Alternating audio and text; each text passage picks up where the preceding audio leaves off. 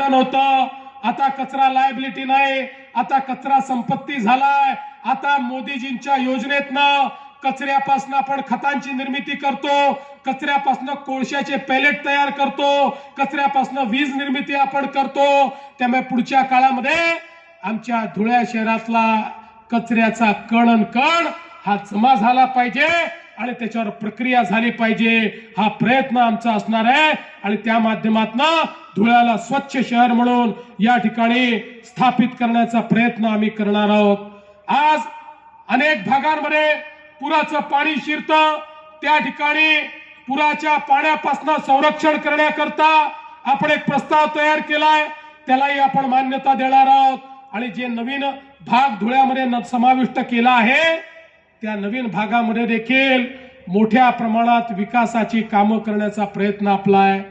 आपण बघा, बाबांनी सांगितलं या ठिकाणी खऱ्या अर्थानं 6 राष्ट्रीय महामार्ग आपण तयार केले। मोदीजींच्या नेतृत्वात 6 राष्ट्रीय महामार्गामुळे धुळे आता महत्वाचं शहर झालंय, हे ट्रान्सशिपमेंटचं हब झालंय, हे लॉजिस्टिकचं हब झालंय। आता डीएमआयसीचा दुसरा टप्पा, पहिल्या टप्प्यामध्ये आम्ही छत्रपती संभाजीनगरला ऑरिक सिटी तयार केली। आपल्यापैकी कोणी जाऊन बघा, तिथे 1 इंच जागा शिल्लक नाही।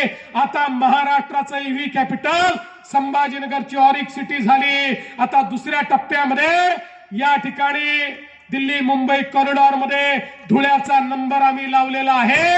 आता धुळ्यामध्ये उद्योग आणून या ठिकाणी धुळेकरांच्या हाताला काम आम्ही देणार आहोत, त्याची सुरुवात झाली आहे। आणि यासोबतच आमचे अनूप भैया 2000 एकराकरता सातत्याने पाठपुरावा करतात। अडचणी आहेत, जुन्या त्याच्यावर अनेक नोंदी आहेत, पण पाठपुरावा करत राहा।